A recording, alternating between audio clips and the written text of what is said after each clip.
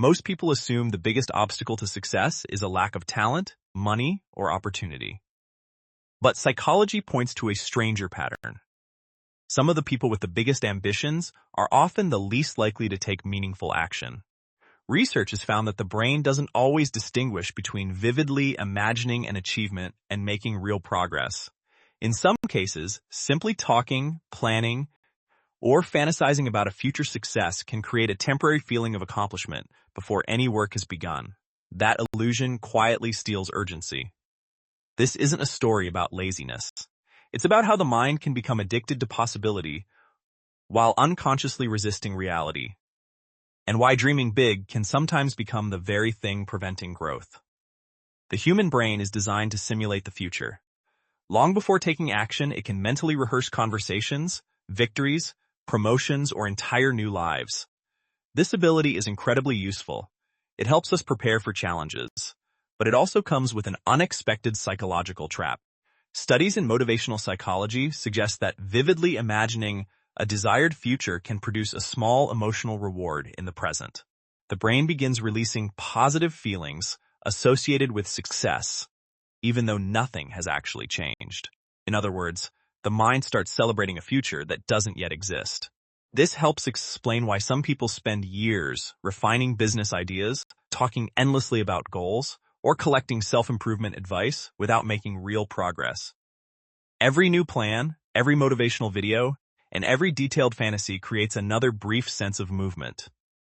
The activity feels productive because it is mentally stimulating, but stimulation is not the same as progress. Real progress, by contrast, is usually uncomfortable. It involves uncertainty, repetition, mistakes, and visible evidence that you're still a beginner.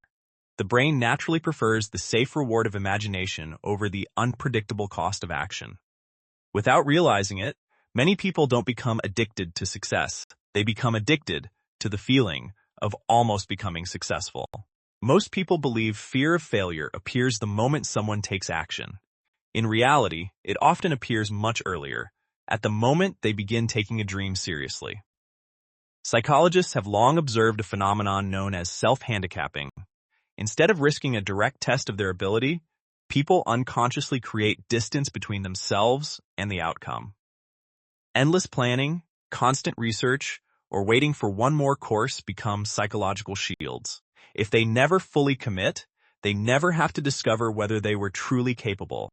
Ironically, the bigger the dream, the stronger this defense can become. That's because the dream is no longer just a goal, it becomes part of a person's identity. Failing at the project begins to feel like failing as a person. This is why many highly ambitious people appear incredibly motivated. They consume books, podcasts, and productivity systems. They genuinely want to succeed. But beneath that motivation is another motivation working in the opposite direction, protecting their self-image. As long as the dream remains unfinished, every possibility is still alive. The future version of themselves can still become a millionaire, an artist, or a founder. Reality, however, forces certainty. Action replaces imagination with evidence. And for a brain that equates performance with self-worth, uncertainty feels safer than proof. The tragedy isn't that they don't believe in their dreams. It's that they protect those dreams so carefully that they never give them the chance to exist. One of the brain's favorite illusions is the belief that action should begin only when everything feels right. More confidence, more knowledge, more time, more certainty. The problem is that the feeling of being ready is not a requirement for action. It is often the result of it. Psychologists describe this tendency as readiness bias, the assumption that internal confidence must come before external behavior. But the brain doesn't work that way. Confidence is largely built through repeated exposure. The first attempt feels awkward because the brain is processing uncertainty. The 10th attempt feels natural because uncertainty has become familiar. This is why people can spend months preparing for a business, a career change, or a creative project without ever taking the first visible step. Each delay seems rational on its own. I'll start after I learn a little more. I'll wait until life calms down. Next month will be better. Yet these reasons are often symptoms of the same underlying mechanism, the desire to eliminate uncertainty before moving forward. The irony is that no amount of planning can produce the experience that action creates. The answers people are waiting for usually exist on the other side of beginning. The perfect moment isn't something you discover. It's something your brain invents to postpone discomfort.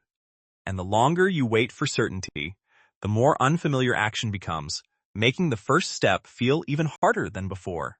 Overthinking is often mistaken for intelligence. Society tends to admire people who analyze every angle, anticipate every risk, and never make careless decisions.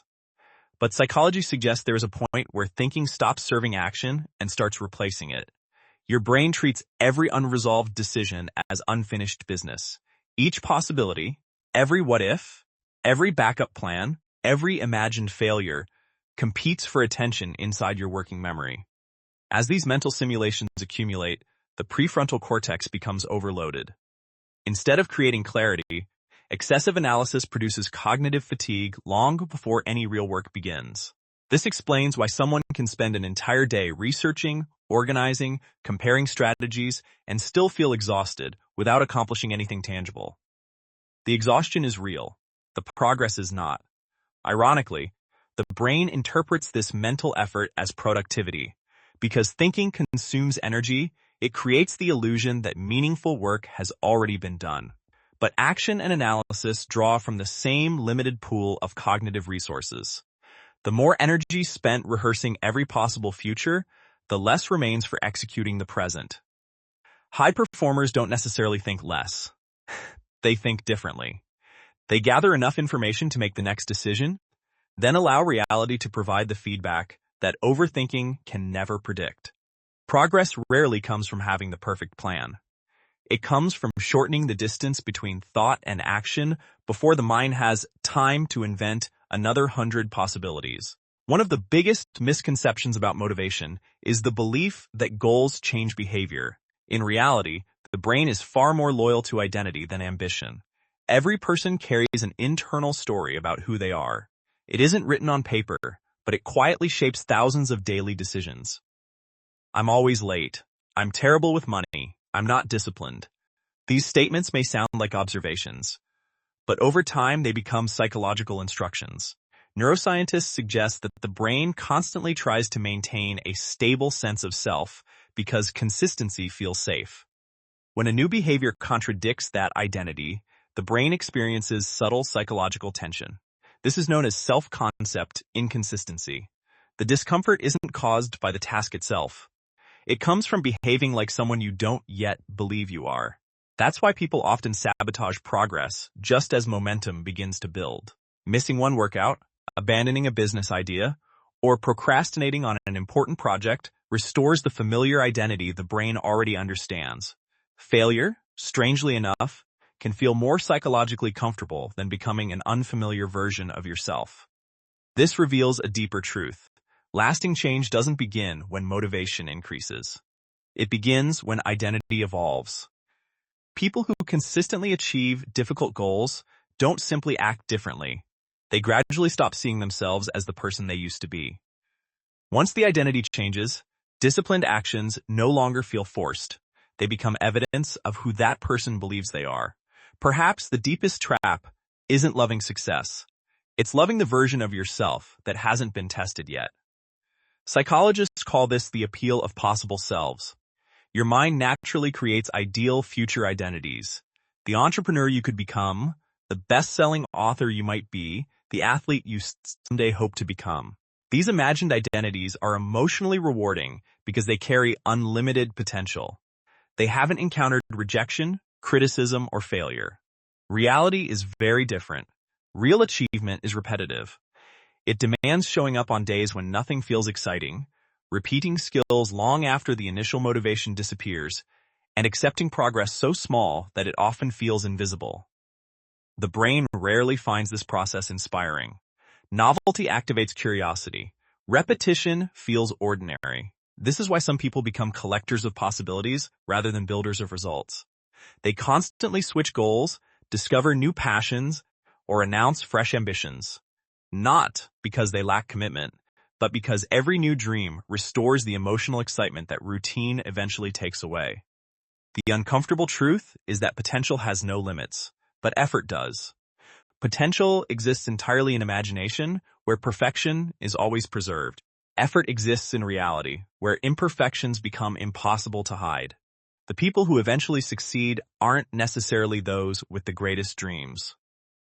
They're the ones willing to watch a beautiful dream lose its fantasy, become ordinary work, and continue anyway. That's the moment ambition stops being entertainment and starts becoming transformation. The real divide between dreamers and achievers isn't intelligence, talent, or even motivation. It's their relationship with discomfort. The brain naturally protects you from uncertainty, rejection, and failure.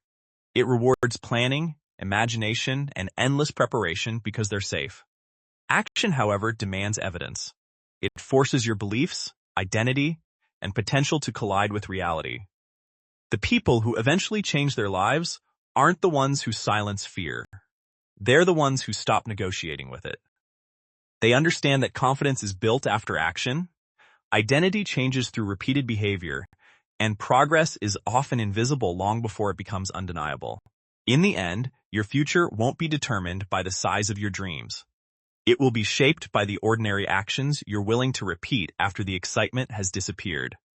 Because psychology suggests that success isn't built by thinking differently first. It's built by acting differently until your mind finally believes who you've become.